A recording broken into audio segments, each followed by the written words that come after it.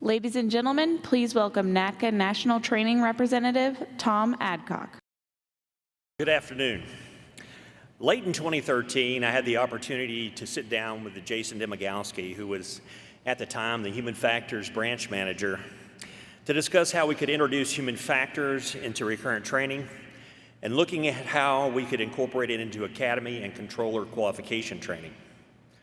From that point on, we have worked collaboratively to include human factors in every round of recurrent training and have had the Human Performance Office involved in assisting in the development of any new training curriculum. Our next speaker has had a front row seat for much of this work. I first met Richard Kennington in January of 2013 in the very first round of recurrent training. I knew right away that Richard was a perfect fit as a facilitator. For those of you who have had the opportunity to sit in any of Richard's classes when he's facilitated, he's got a very unique delivery style and sense of humor. Without a doubt, he is one of our best facilitators. In 2015, he agreed to take over as the NATCA lead for instructor-led recurrent training. He works collaboratively with the agency on every round of training development, making sure that human factors is introduced into each round. Richard has been and continues to be involved in many facets of aviation. He's been a college training initiative instructor, a dispatcher, a pilot, and currently serves on NATCA's National Legislative Committee. Richard is going to speak to us today with a strong background in aviation. But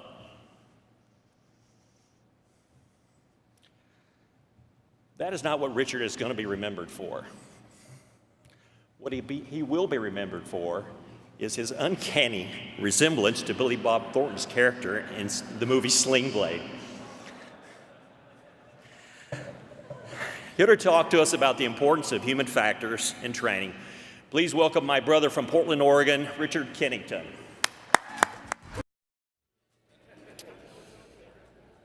It's too bad when your life's work, your legacy, is your likeness to a mentally challenged axe-murderer, but I will take it in case none of you have ever seen that film.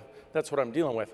I appreciate the opportunity to be here to talk about this really important subject, human factors and why it should be part of our recurrent training. But before we talk about the human factors, I think we need to discuss why training in the first place. I do solicit and receive and read every one of your comments. I do read those, folks. And here's some of the feedback that I've gotten. The first one, recurrent training is, insert Effenheimer here, useless. Number two, that's 4 hours of my life I'm never getting back. I'm not into this touchy-feely stuff. Now that one's really interesting because you know what topic we were talking about? Professionalism. I never thought about it as touchy-feely, but whatever, okay, teach his own. And last but not least, can I just get back to work? That last one really concerns me. And we'll talk about why here in a second. But first of all, I believe Paul mentioned earlier that 2017 was the safest year in aviation history. In fact, the Wall Street Journal ran this headline here, 2017 marked the safest year in commercial aviation history. Well, then what are we doing here? You know who didn't have a good 2017? U.S. Navy. The U.S. Navy had a pretty bad 2017. In fact, they had no less than 4 of their ships involved in accidents. The first one in June of 2017, the USS Fitzgerald collided with a Philippine-flagged container ship off the coast of Japan. It left 7 sailors dead in their berthing compartment. And 2 months later, in a startling similar incident, the USS John McCain collided with a Liberian tanker in the eastern straits, the entrance of the Straits of Malacca, just off the coast of Singapore, killing 10 sailors. And I thought to myself, what's the cause behind this? So I went and looked at the reports, and the reports say that at one of the common factors in all 4 instances was a lack of training. Lack of training. I thought, wow, how can that be? This is This is the U.S. Navy. Best force in the country. Where are my Navy folks? Okay. A little more excitement would have been good. I mean, should hear what the Air Force does, but that's neither here nor there. See? Well done. Way to represent. Thanks for coming through for me. I was really putting that out there. I wasn't sure how that was going to go. But I started looking at the content, and as we developed the next round of recurrent training, I thought to myself, how are we like the U.S. Navy? Are we like the U.S. Navy at all? Do we have any common factors involved? Let me show you 4 instances that I pulled out from our recurrent training. Here's number 1. Now you can see up here that we have the lateral and vertical separation between these 2 aircraft. These 2 aircraft, a heavy and a citation, pass within 1.27 miles and 100 feet. Incident number 2, these are ones I just picked out. Now you may not be able to read that in the back, so let me help you out. These aircraft passed 0.2 miles and 100 feet vertical with each other. Number 3, remember the U.S. Navy had 4, so I pulled out 4. Number 3, this one was my favorite. 3 helicopters pass within 0.11, I almost did that injustice, 0.11 miles, same altitude as a fixed-wing aircraft. Last but not least, these 2, I don't even have the lateral separation on this, but I know that they pass within 100 feet vertical. 100 feet vertical. Just 4 instances that we passed. So it begs the question then, how is the FAA like the U.S. Navy?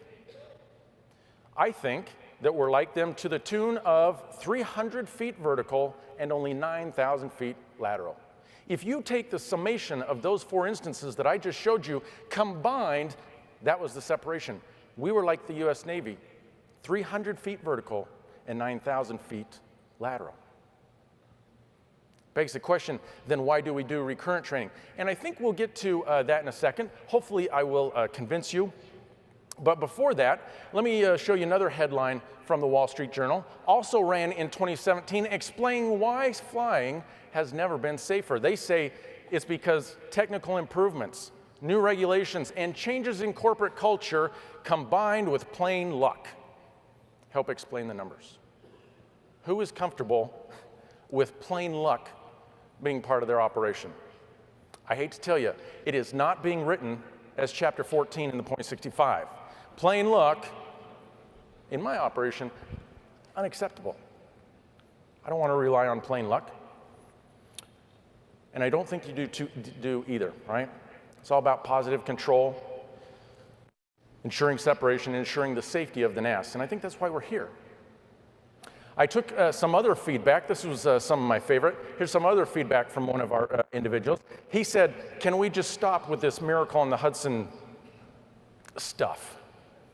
I'm not sure what I could say, what I can't. Could we just stop with this Miracle on the Hudson stuff? To which my answer is yeah. But I don't want to, so I'm not going to. Did you realize that after the Miracle on the Hudson, Captain Sullenberger went on television, and he gave probably one of the greatest quotes I've ever heard. I just love Captain Sullenberger for this. Here's what he said. He said, for 42 years, I've been making small regular deposits in this bank of experience, education, and training. And on January 15th, that balance was sufficient so that I could make a very large withdrawal. I think we can all agree that was a large withdrawal. But without those continuous, ongoing deposits in that bank account of training, experience, and education in our own account, how can we think that we can draw on that when confronted with such a situation? You see, safety, unlike your credit, you don't get to go into debt for that. It's either there or it's not. And it has to be placed there. It doesn't just come, unfortunately. I think a lot of our people think that through osmosis or whatever it be, that it'll happen. And I'm here to tell you it doesn't happen. Believe me, believe Captain Sullenberger, okay? All right, so here's the problem with that. Humans are flawed. It's true. I can prove it. Maybe look at this visual, I'm sorry, oh, wait, before I get to that, let me give you this. This was a really interesting statistic that I found. Faulty eyewitness testimony has been implicated in at least 75% of DNA exoneration cases, more than any other cause. Now, if you're trying to wrap your mind around that, let me rephrase it.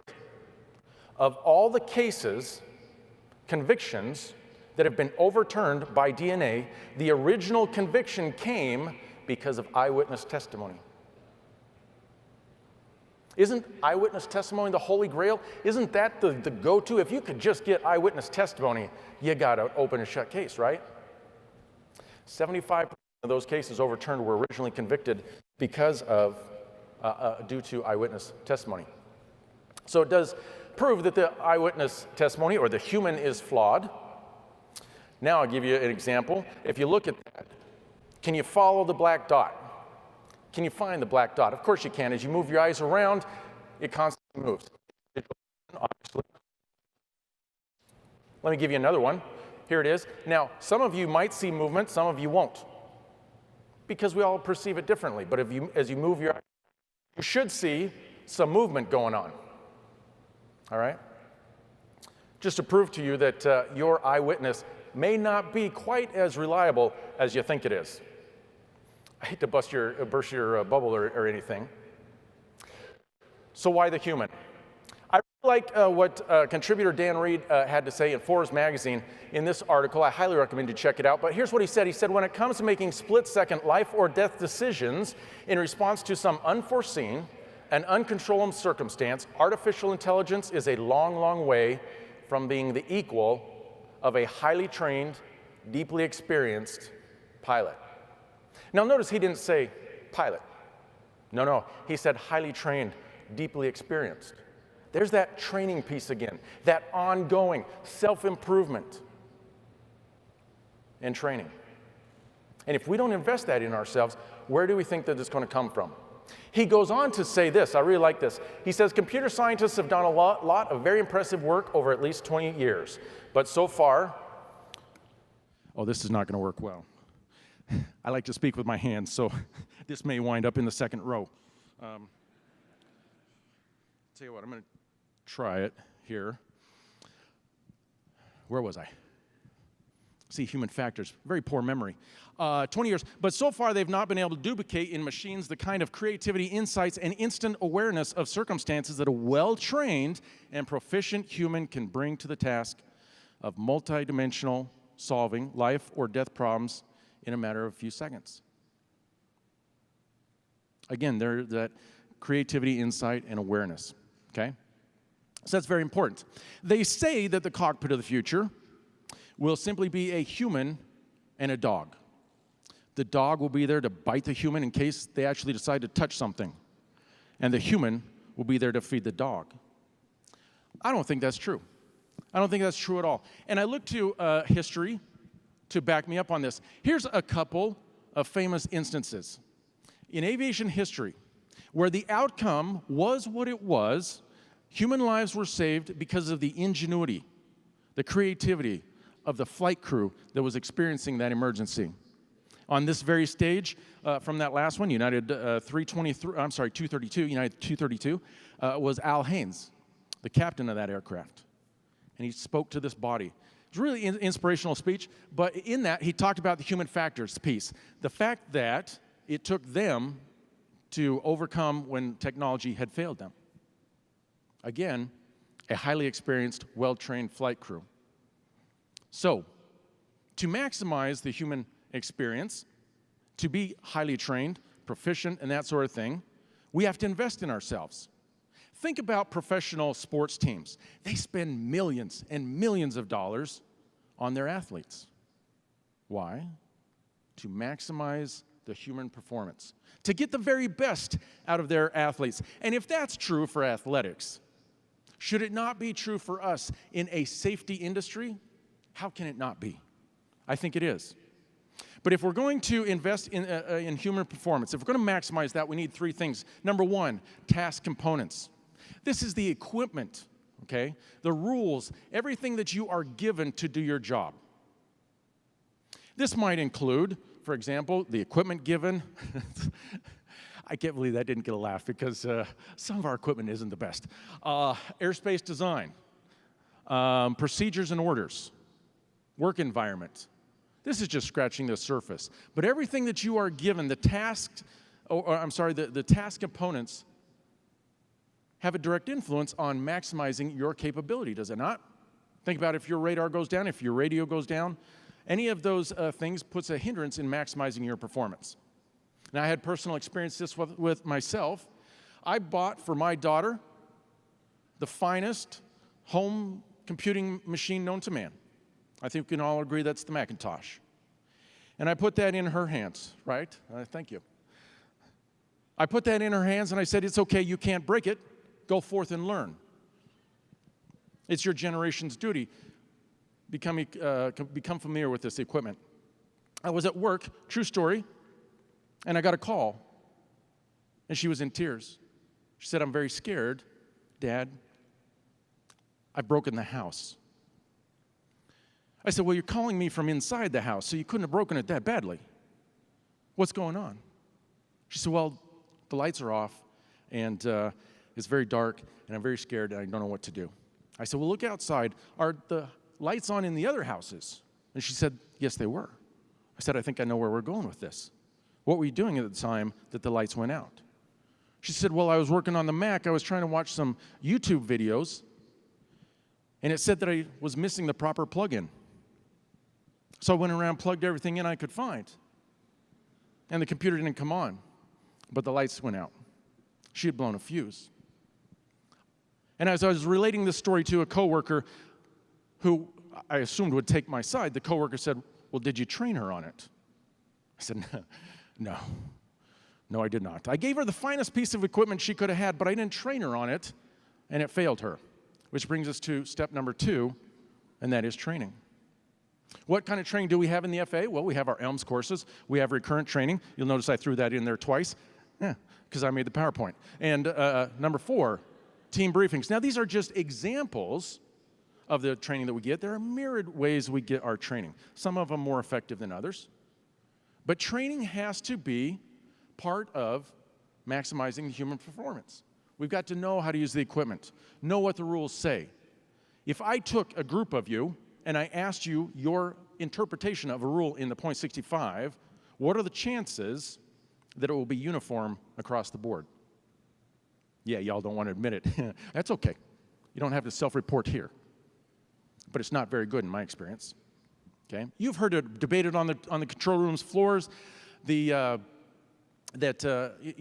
a certain paragraph means, etc. We need to train that. Now, how basic do we have to get in our training? I wasn't really sure where the answer is with that, and I'm still not, but I kind of got an idea when I was in an airport a couple months ago, and I took this picture right here. How do we interface with our systems and our technology? Go ahead and look at that for a second. True story, I took that photo right there. Now, how basic do we have to get in our training? Well, apparently, paper towel dispensers are included. And you want to say, well, controllers are smarter than that. I guarantee you there's a facility around that looks just like that. So you work amongst these people, all right? Training, absolutely. And last but not least, the third component in maximizing the human performance is you. You, the individual. We have to invest. You have to invest also in you. What does that look like? It's the skills that you bring to the job. Your professionalism, your attitude, your physical condition. Again, this is not a comprehensive list. I'm just scratching the surface. Now, somebody said to me, attitude, Richard, I got to politely disagree with you. Actually, it wasn't so polite, but I'll take it. They had a bad attitude. And they said, well, I don't agree with the attitude. What does it matter, my attitude? I come to work, I move airplane from point A to point B, and I do it effectively, and I obey the rules. I think it does matter. Look no further than the NBA and the 2003-2004 season. Now, I know you are all fine American citizens, upstanding members of your community, and therefore you, like I, despise the Los Angeles Lakers as much as I do. Can't take it. Alex Navarro, I apologize, but I just can't do it. And in 2003-2004 season, they went and pilfered some of the best talent around the league. They went and took my beloved Karl Malone from my Utah Jazz. They went up to Seattle and they grabbed Gary Payton and they brought him down to Los Angeles. They had Shaq, they had Kobe, they had the lineup. And the experts said, this season is all about playing for number 2 because the Lakers have got it wrapped up. Now, obviously, they didn't, or else I wouldn't be telling you this story. They did not meet the ultimate goal. They did not win the championship that year. And experts would debate why afterwards. And I think the answer comes many years later when Phil Jackson, the coach at the time, wrote a book. And he went on to describe that team as, quote, uncoachable, close quote. Is the attitude and the professionalism that we bring important? If we can't work as a team, it's a problem. And it does affect safety. And that's why professionalism has been such a big part of our recurrent training in the past couple years. All right, so quote that I like. During the period of recorded history, there is little evidence to indicate that man has changed in any major respect. Because the man does not change, the kinds of errors he commits remains constant. The errors he will make can be predicted from the errors he has already made. Think about the U.S. Navy. I think the true tragedy in those is if we didn't learn from their mistakes. Loss of life happened, etc. But if we duplicate those losses of life, etc., because we didn't learn from their mistakes, I think that is a true tragedy. And according to Dr. Zeller, we could predict that. Now, you may say, well, Richard, who are you? You have no credibility. You're an air traffic controller. So I give you, 1 year ago on this very stage, Gordon Graham was here. Now, it doesn't get any better than that, right? And Gordon Graham came up here and he listed the 5 most common causes of errors, the 5 most common reasons we make mistakes. Number 1 was fatigue. Fatigue, both mental and physical fatigue. And I get where he's coming from. I think we've all been there when we've been fatigued, when we're not at our best. We don't make the best decisions. We're grouchy. We don't play well as a team. Look no further than 2013 and Sleepgate, when we had a number of controllers fall asleep in a very small amount of time. We were the butt of every late night joke, were we not? You probably, as I did, got asked, how many times have you fallen asleep? We were all lumped together in that. But what was interesting was an interview that Ray LaHood did at that time. He was the Secretary of the Department of Transportation. He did an interview with George Stephanopoulos. And I want you to listen to what he says. 2 things in particular I want you to pick up on. Let's see if you do that. Let me see that video. Let's turn right away to the man in charge of the nation's skies, the Secretary of Transportation, Ray LaHood. And Mr. Secretary, you called this incident outrageous, but it's at least the 4th, maybe the 5th in recent weeks. How could it happen again? George, I want people to know that we are outraged. This is just absolutely ridiculous that a controller could fall asleep in Reno when a plane is trying to land there. And we have now 5 investigations going on. We'll learn a lot more about it.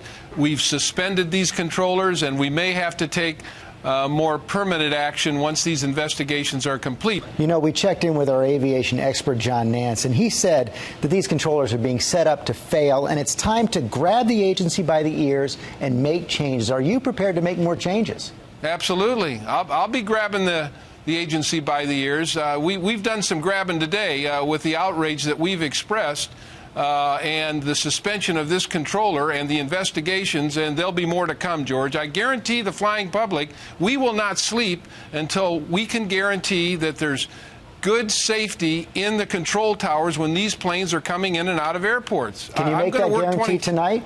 I will make the guarantee tonight that there's 2 controllers in these control towers and that it will be safe to fly in and out of these airports. Well, I think you got it.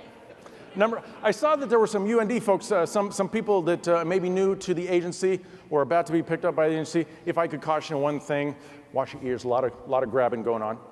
And number 2, how long do you think it took them to stay awake before they found out what the problem was? I'm guessing not that long. You can't make this stuff up, folks. But Ray LaHood was, I think he was a pretty decent guy. And I think George Stephanopoulos was right, though. I think people were being set up to fail. I think we've made a lot of strides in our safety concerns, dressing fatigue, et cetera. since then, so I'll digress. Fatigue. Number 2, risk homeostasis. Risk homeostasis, this is not my word, this is Gordon's. It's getting serious, I gotta unbutton here. We're talking about drifting away from standards. Drifting away from the rules and the standards on which we are held accountable. Let me give you an example. Here's some, again, this is your feedback, not mine. Controllers are not allowed to turn VFR aircraft. Ever heard this one? Like, somebody sitting on their hands. So this permeated itself in their centers for a very long time. It was trained and then retrained, but it's just absolutely not true. Drifting away from standards. Number 2, I assumed that he or she knew that. Well, that statement's just flawed right from the get-go. Number 2, I leave off the aircraft call sign to alleviate the frequency congestion. One of my favorites. Drifting away from standards. See and avoid means the VFR pilots are solely responsible for the safety of their aircraft. We addressed this in the last round, and hopefully, if you haven't looked at CFR Part 91.113, and it very clearly says it's all pilots' responsibility, but it also includes us, okay? Now, I gave you those 4 examples right there at the beginning of separation lost. By the way, I talked to 2 of the 4 controllers involved in those. And these are not bad controllers. These are controllers, for whatever reason, and it was very interesting to dive into the human element and the human factors that were involved there as why that happened. And I'm here to tell you, it's not because they were dumb. Don't think that it couldn't happen to you. But I digress. We'll get in that in a second. But what was common in all 4 of those instances, and I gave you the separation, what was common in all 4 of those, no traffic advisories were given and no safety alerts. In every one of those situations, not one aircraft was told about the other. For a myriad of reasons, and I don't want to go into that right now, but risk homeostasis, we definitely drift away from some of our standards. Number 3, distractions in all their various forms. Now, usually when we talk about distractions, we're talking about cell phones. We give cell phones all the credit, and I think that's unfortunate. There's a certain degree of that. But I think losing our focus is what we're talking about with distractions. Can I give you an example? Of course I can. I'm standing here, and I'm holding the remote. This is my daughter, Isabella. This was a couple years ago. She's now 15 years old, trying to get her up to 70 pounds, but hasn't worked so far. But she's adorable, and she and her older sister, who took this picture, were left to babysit their 6-year-old niece. And when the adults came back, the niece was scratched from head to toe, scratches on her head and her chest and her knees. I said, what happened to this poor child? What was the answer? Okay, good. I'm really glad you came up with that because I'm going to feel like a really bad parent there for a second. They said, I don't know. I said, you got to know. No, I don't know. You know, I don't know. Now, if you want to know something about today's day and age teenagers, where do you go? You go to their cell phone. And that's exactly what I did. And this is the picture I found. Actually, I apologize. This isn't working very well. That's the picture I found.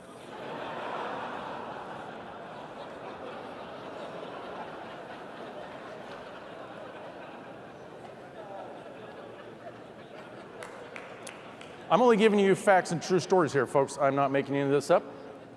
But my point is distractions in all their various forms will both maim and kill. Okay? Distractions, got to alleviate distractions. Hubris. I committed that if I did not have the entire agency using the word hubris by the time of recurrent training was over, I would hang up my shingle, so to speak, but since I'm only going to be known for one thing anyway, I guess it doesn't really matter. But hubris, when we're talking about hubris, we're talking about cockiness. Gordon Graham, the one thing that I really remember when he said up here last year, he said this. He said, confident personnel are an asset. Isn't that true? Don't you want a confident air traffic controller? But then he went on to say, cocky personnel are a problem lying in wait. Oh, I believe that's absolutely true. Because you never know when that cockiness is going to get in the way of something else. I don't want to dive too much into this, especially since I don't have time. But I will tell you this. I do not want to be the team member, and we are a team. I do not want to be that team member who drops the ball on the 1-yard line because I started my touchdown dance too early. Cocky personnel are a problem lying in wait. Gordon Graham wrapped up that 5 most common errors by talking about complacency. Complacency or repetition does not decrease the level of risk. There's inherent risk in flying, period. I don't care how experienced you are. Now, we can manage that risk, but there's always that risk. However, complacency makes us immune to that. Now, complacency can mean a couple different things. I want to give you 2. Number 1, this is my other daughter. And this is what she did in my car a couple months ago. I'm still not quite over it, but if you'll allow me to get it off my chest, maybe it'll be therapeutic for me. I had this car since 2002, loved that car. I named it Brad. No, I didn't, but it was a good commercial anyway. I'm not even sure what company is that for, but they should really be paying me right now. She was waiting to make a left-hand turn. A left-hand turn, ladies and gentlemen of the jury. She had to wait for the oncoming cars. Now, if it was a blind spot, I might be able to understand, but she was waiting for the cars that were coming at her. And as the last one passed, she turned right into it. I'm a human factors guy. I want to know the why. Let's talk about the why. Why did that happen, dear? She says, I went right there first. I said, cell phone, were you on your cell phone? She said, Dad, I was not on my cell phone. I promise. And I believe her. I believe her mostly because she was backed up by her sister and her little sister's friend who was also in the car. But I digress. And I said, well, what was it then if you weren't on your cell phone? You know what she said? Again, I'm not making this up. She said, Dad, the car that I hit was the same color as the pavement. I said, oh, no, you did not. I do not accept that premise. I don't accept it at all. But as I talked to her, I think what she did was she looked, but she didn't see. She looked, but she didn't see. I think her mind had gone elsewhere. She was doing a very routine task, one she had done many times. She let her mind wander, and she simply committed a very simple error. She'd become complacent. Complacent does not mean lazy, okay? But it means being subject to the familiarity of the routine operations that we do. That's one definition. Here's another. Self-satisfaction, especially when accompanied by the unawareness of actual or perceived dangers or deficiencies. Now, for those of you who can't read it in the back, the tagline is there, apathy comes before calamity. Look it up. That's a gazelle standing next to a lion, folks. If I got to explain it, it's not funny. So, complacency, unawareness of the dangers. I think we're rife with that in our agency. I really do. I'll give you another example. Going back to recurrent training feedback, we're talking about the wrong surface operations. And some of the feedback I got was this, quote, why are we wasting our time with wrong surface operations when it occurs less than 1% of our total operations? How many wrong surface landings are we okay with? How many wrong surface landings are we going to accept? Could a wrong surface landing result in a calamity? San Francisco, right? Probably the most famous, which is unfortunate because there are many, many others. Any wrong surface landing landing or operation period has potential for a catastrophic outcome. I, as the Wall Street Journal said, do not want to rely on plain luck. I don't think we can do that because eventually that luck runs out. I think we all know that. All right? So here's that. Now, talking about the human factors in it, before I close, there's one thing I have to address, and that would be expectation bias. Expectation bias is unfortunate. Now, you may say, Richard, I don't have biases because it's 2018, and that's not cool. Okay. Let me prove to you do. Can you read that? Of course you can. Even though none of those words are actually spelled correctly, you can read it. Why can you read it?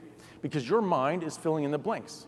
It's relying on past experience, things you know, things you've experienced, to fill in the blanks. It's actually a survival method. It's very good that it does that, but it's also got its downsides. See, here's what happens. It's called the scenario fulfillment. Number one, you are bombarded every second with billions and billions of pieces of information. There's no way your mind could take it all in, so it filters it. It takes its favorite pieces of information, and from that it creates a story. From that story, you develop your feelings, your emotions, and from that, ultimately, your actions and your behaviors.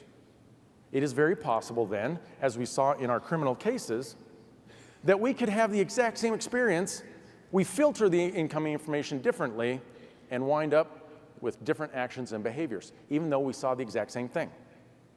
I think this video probably explains it the best. Hey, you got to get down. Come on.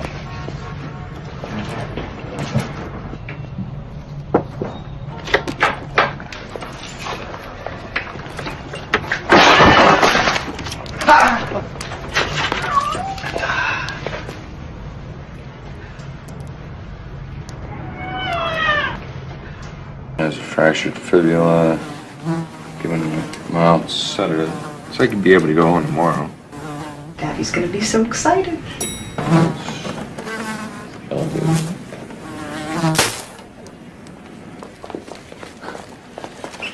That killed him.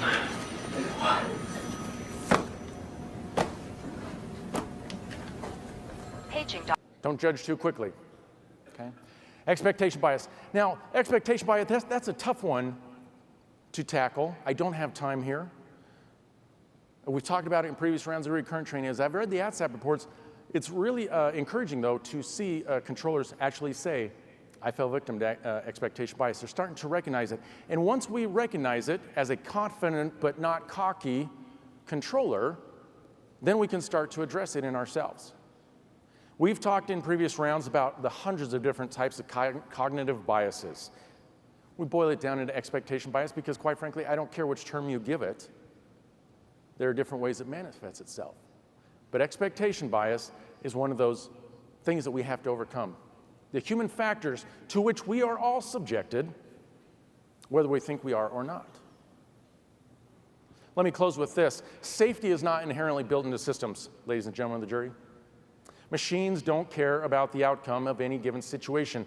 Rather, safety is created by humans who identify, manage, and mitigate the risk at all levels of an organization.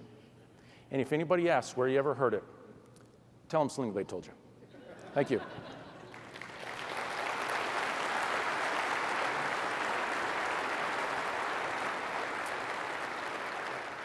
I will say this. I've got just 2 minutes left, and I'm looking at the Slido comments. I want to see if there were any questions that I can address. Sorry to fake you out there. Everyone doesn't have the personality to train well. That's absolutely true. They may have the highest skill set, but not able to translate that into a useful lesson. How can we improve the training of that trainer? As a FAC rep, I can't believe this because now my members are at home watching this, and I'm going to self-confess. I don't use everyone because I don't think that some people are cut out for it. It is kind of hard to pass on that information correctly. I think you have to be decisive in who you're going to use. Not because you want to exclude anybody, but because the individual has to want to. They have to want to get better. They have to want to be a teacher. Look no further than John Wooden. He used to talk a lot about this. He was not a basketball coach, he will tell you. Instead, he was a teacher. And we really need those teachers at heart. Unfortunately, I don't have a complete answer to that question, at least not in the time that I have given to me. Next one. What do you have to say about facilities sacrificing training due to staffing? Yeah, I hear this one a lot. Team briefs are dismissed more often than not, and recurrent training has been an afterthought as far as ensuring attendance. Listen, we work with what we've got. It is unfortunate. Our staffing is out of our control. Sometimes, I liken it to Alaska Flight Service. Alaska Flight Service, nobody has more challenges to doing recurrent training than Alaska Flight Service. Oftentimes, they will send a NATCA and a management cadre to the airport to meet with somebody who's about to fly out to Yellowknife or Dead Horse or wherever they're going for a week, and they will complete it on a laptop right there in the terminal. Is it ideal? No, it's not. But at least that information is getting shared. It's getting passed on. It's challenging. You have to develop at the local level those answers because the national level, we don't have them for you, quite frankly. Each individual one is different. Work within your sphere of influence and find the answers. It's a tough question. I do appreciate the challenges that are out there, and I do empathize with you. After all the boats on the Hudson rescued everyone from Sully's flight, one of the boat captains was asked to explain how they managed to get there so quickly and pull up to the wings so perfectly. He said, "It's simple. We practiced for all that time." Wow, thanks for that. Where was that before the presentation? I could have included it. That's really good. Very perceptive. Thanks for having my back, man. I will buy you a drink later, especially if it's chocolate milk. Is everyday work training? Is everyday work training? I think it is. I think it is. Not training in the sense of OJTI, et cetera, but in the sense that Sully was talking about, which is getting the experience, learning from our mistakes, and investing in ourselves. You see, we don't have to attend formal training to be training. Learning can be happening all the time. We just have to want to. We just have to participate. And I appreciate you participating in this. Thank you.